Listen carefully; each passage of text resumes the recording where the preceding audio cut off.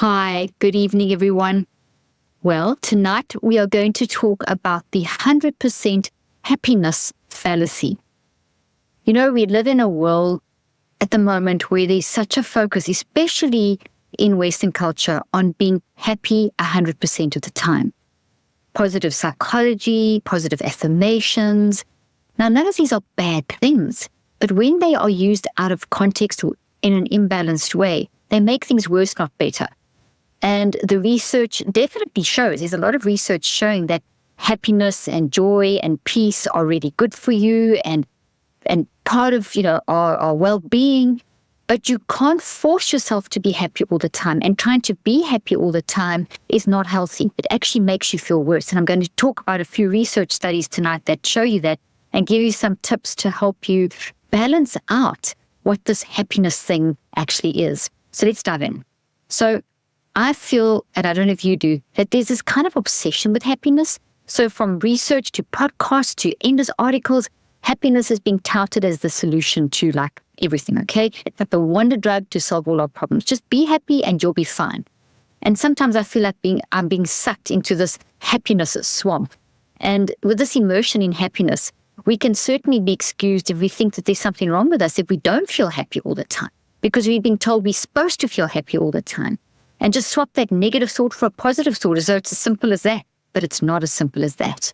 You can't just take a negative thought that you have and just say, okay, I'm not going to think that. Here's the positive version. And I'm just going to think the positive version, because the negative one is still there. And there's a reason why it's there. And you've got to deal with that. We have to embrace, we have to process, and we have to reconceptualize. So when I get to the tip section, I'm going to give you a little technique to do that. Okay. So let's just talk a little bit more about how getting stuck in this toxic positivity of happiness can actually make us feel worse, and some research that we can do to show us how this is wrong. Okay, so research is showing that happiness is a very complex concept. It's not just the simple, kind of avatar, I must feel happy all the time. It's a very complex concept. It means a lot of different things to different people. It means different things in different cultures, and we can't eliminate the big questions. Just being happy all the time will mean that we'll eliminate thinking deeply and philosophically, which is really important for us as humans, about the big questions in life. Things like loneliness and mortality and death, and these should be honored as inevitable and essential parts of the human experience. So if we push those aside because they make us feel unhappy or uncomfortable, we're missing out on part of our whole complex character development, and that in itself will backfire and affect how we function. And the other thing is what's really concerning over the past 40 years with the increase in the biomedical model. If people aren't kind of happy all the time, it can be labeled as a symptom of a mental illness. And I mean, that in itself is just so distorted and so not true, because it is really quite normal not to be happy all the time. So this pervasive sort of zeitgeist of pursuing happiness and toxically being positive all the time, and positive psychology, of which, and I just want to stress, there's elements of good in all of those, but this almost obsessive, compulsive pursuing of this has thrown a spanner in the works that is the human experience. And the human experience is an exquisite, complex, sometimes very painful mix of chaos and challenge and joy and happiness and excitement and beauty. And we grieve so much because we love so much. Each failure is a lesson what not to do. Our lives are infused with fragility, setbacks, unpredictability, as much as they are with passion, excitement, achievement, and happiness. And we need to embrace all of it.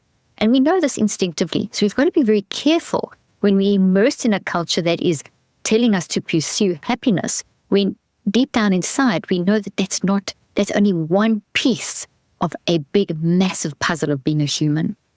So it also, it's a concern that it's kind of got to the point where if someone isn't happy all the time, that there's something wrong with them, that they're doing something wrong, that, why aren't you reading those books on happiness, or why aren't you applying those 5 tips to happiness, or there's something wrong with you as an individual if you're not happy all the time. Meanwhile, it's okay to not be happy. It's okay to not be happy all the time. It's okay not to feel okay and not to feel this 100% happiness all the time. This is what the research is showing, and this is what your gut instinct is telling you. And in fact, it's essential to who you are as a human. we're going to see with the research that pursuing this happiness is actually detrimental to your functioning. So an adverse emotional response is very normal to an adverse circumstance. You can't be happy all the time. If a bad thing happens, or if irritating things happen, you're going to have a response that's not happy all the time. So we don't want to get stuck in that place and the way we feel like we have to be happy all the time, and then you can't move forward. Okay, and that's going to happen if you're doggedly pursuing being happy. That is your focus. If that's what you think is the wonder drug to you succeeding in life or feeling the peace that you're seeking after. So sometimes we have to be accepting of the fact that we're not going to feel peace and happiness and joy and all those things all the time. As I've said, it's a whole mixture. We know life is a whole mixture of all these ups and downs. Okay, but let's just, what is happiness then? And we know from the research that happiness means different things to different people, as I already mentioned. It's different in different cultures. And, is this pursuing of our happiness improving our well-being? Well, it certainly doesn't help me to think about trying to be happy all the time. And I know from working with patients over the years and reaching so many people with our platform that most people agree that trying to be happy all the time is detrimental, and you don't feel happy all the time. But let's make sure we're on the right track by taking a brief look at the research, okay? So interestingly, there's this weird word called weird, okay? Weird, as in we know what that word means. Weird means kind of different. But it also is an acronym for Western, Educated, Industrialized, Rich, Democratic. So Western, the W, Educated, the E, Industrialized, the I, Rich, the R, D for them, the D for them, the D part. So weird, WEIRD, Western, Educated, Industrialized, Rich, Democratic. You can Google it, okay? So interesting, the literally weird 100% happy philosophy appears to be predominantly a weird thing. So this 100% happy pursuing obsession is predominantly in Western, educated, industrialized, rich, democratic countries. So it's a term that needs to be used with caution, okay? But it has a really good goal of raising people's consciousness about the psychological differences between different viewpoints. And basically that weird people, Western, educated, industrialized, rich, democratic, is only one slice of humanity. So we shouldn't be determining the whole view of humanity through one slice of humanity. So broadly speaking, failing to feel happy, failing to feel happy most of the time is considered a failing in Western, educated, industrialized, rich, democratic countries, weird country. But feeling happy all the time is a concern in Eastern philosophy. So in the West, if you don't feel happy all the time, it's a concern. In the East, if you do feel happy all the time, it's a concern. So immediately, that shows us that there's differences. So there's not one brush that you can paint across this whole of humanity about happiness. Secondly, it seems that feelings of happiness aren't as common as you are led to believe. And most of the time, we actually don't feel okay. And that's okay. We are quite literally just going through our day, dealing with the ups and downs, the work, the running a family, doing what it is that you do. We are just in a neutral state. So most of the time, most of us are in a neutral state with the occasional bursts of happiness, irritations, sense of achievement, sense of up, sense of down, sense of frustration, and so on. So Michael Linden is an expert in mood disorders and a professor of psychiatry at the Charité University Hospital in Berlin. And he says that even a moment's reflection about daily life reveals that a feeling of happiness is actually pretty rare. We spend much of our time simply being okay, trying to ignore that we're feeling a little tired, a little run down, a little upset, a little stressed out, a little irritated or in pain, straining to stay on task and manage our responsibilities. I love that. I mean, I read that statement when I was doing the research for this. I thought, yeah, that's spot on. In fact, let me read that again. So Michael Linden, he's a professor of psychiatry and expert on mood disorders, and he says this.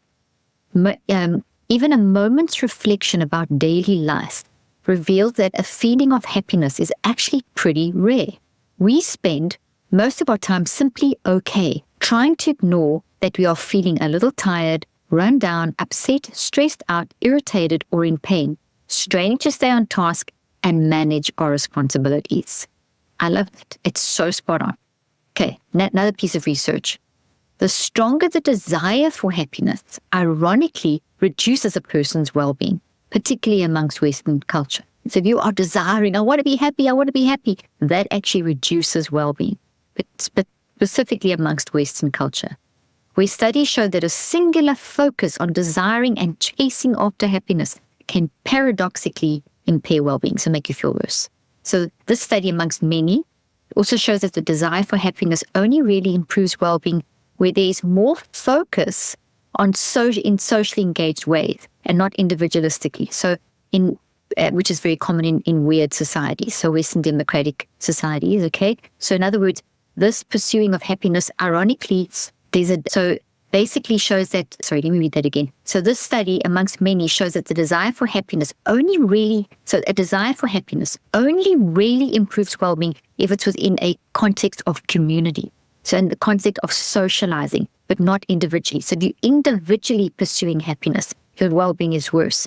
But if you're pursuing happiness in a group, so getting together with family and with friends and pursuing it in that way, that helps, that's good. But that improves well-being, but it's for the group as opposed to individualistically. In Eastern cultures, it's more group-focused. In Western cultures, weird cultures, it's more individually focused. So it impairs well-being versus if you pursue, and it doesn't mean that Western cultures don't pursue happiness in groups and so on. Obviously we do, but we need to do it more because that's where you want to get together to have a great time and have a happy time and support each other and cry together and laugh together and so on. Another research shows that even when people feel happy, they still wish they could be even happier. So this is like not satisfied, never satisfied. So research shows that even if you're feeling happy, there's still a desire to feel even happier. So you can't even be satisfied with the happy that you do feel. So you're not even that happy with the happy that you do feel because you want to be happier. That's a mouthful. So, and the research shows that when you're happy and you want to be more happy, that actually can make you feel depressed. So it's like backfiring. So if happiness is perceived as important or even a major life goal, where happiness is equated to constant feelings of happiness, and there is a persistent preoccupation of worrying about happiness even when feeling happy, this will potentially increase your chance of feeling depression. So if you value happiness too much, you're going to be more depressed. Okay? Interesting.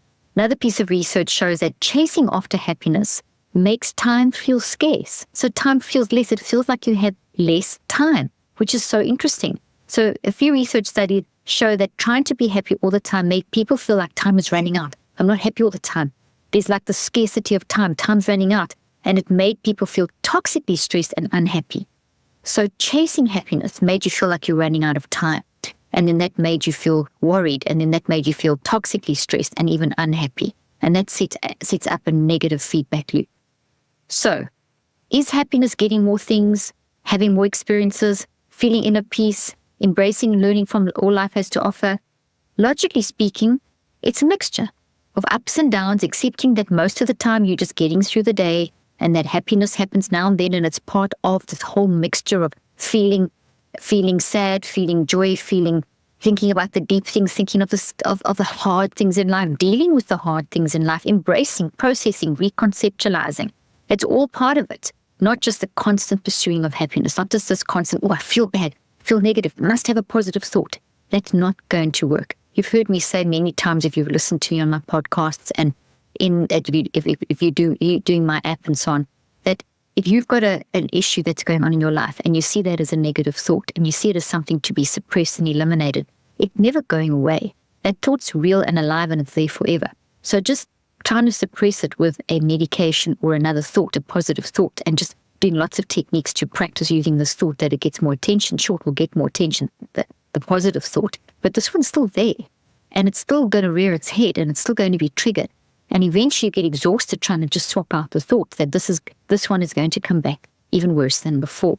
So what we have to do is we have to embrace this thought and need to deconstruct and reconstruct it. Okay, so let's see what we can do to try and apply these principles. But I want to summarize the main highlight points of the research because I said a lot. Okay, so let me get to the main research. Okay, first of all, it's okay to not feel okay. And that's actually normal, research shows.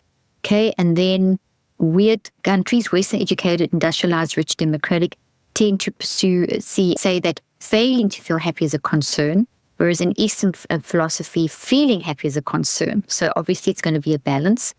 So it's different happiness, the understanding of happiness and the pursuit of happiness and is different across cultures. So if it's different across cultures, and there isn't just one way, there's the logic there.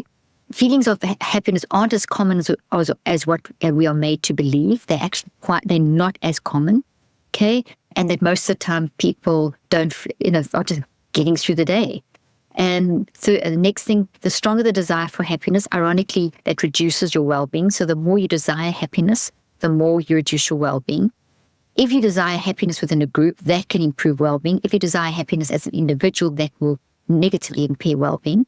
Next, idealizing happiness can throw one into a negative rumination where you can get stuck going round and round and round. So if you idealize happiness, it can lead to negative rumination, going around in circles and circles, asking, why am I not happy?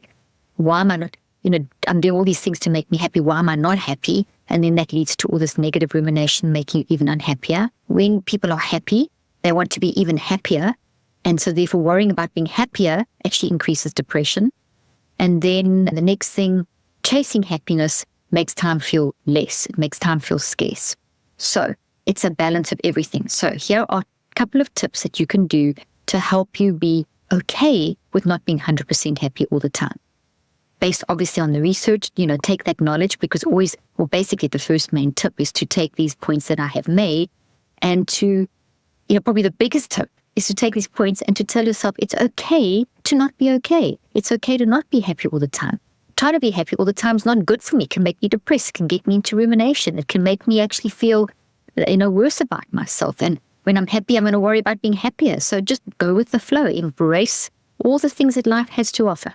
Okay, so how can we do this in a very practical way? How can we take these things and do this in a really practical way? So the first thing is embrace an action orientation mindset.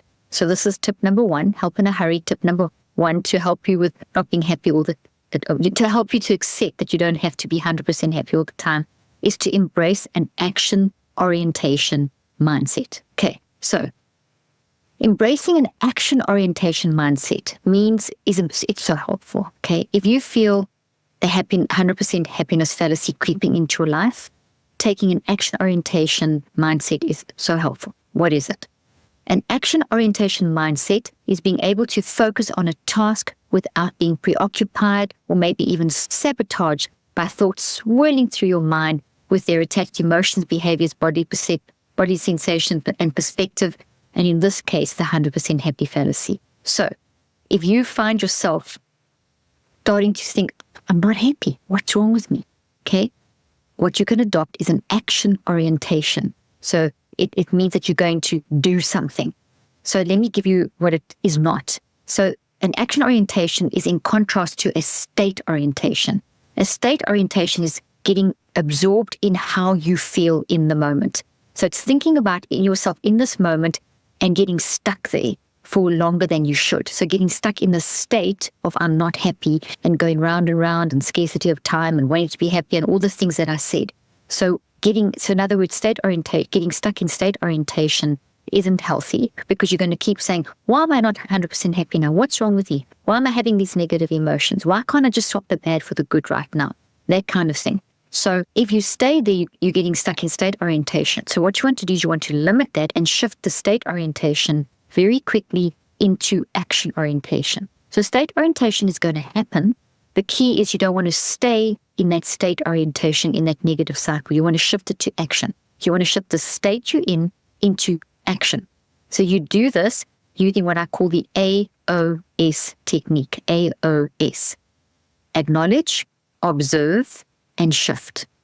A for acknowledge, observe, O for observe, S for shift. AOS technique. The AOS technique is going to shift you from a state orientation where you're stuck in that rumination thing of why am I not happy, you're getting depressed, all the things I've said, and you're shifting it over to an action orientation. Sorry, my thing is playing up here.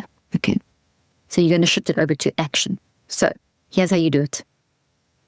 You're going to give yourself 5 seconds max, anything from 1 to 5 seconds, to acknowledge how you're feeling in the moment, but not to dwell on that thought with its accompanying feelings and self-talk of what am I supposed I'm supposed to be happy, and what and why not, and all that stuff. So you're going to give yourself 5 seconds to acknowledge. You don't ignore. You never ignore, because ignoring doesn't make it go away. It makes it worse. So the acknowledge is really important, but you're attaching time frame. 5 seconds max. So you say, okay, and say it out loud if you want to, or in your head, or write it down, whatever your circumstances. Maybe you aren't in a place where you can say it out loud. You need to write it down or think it in your head or whatever. Or maybe you can say it out loud, okay?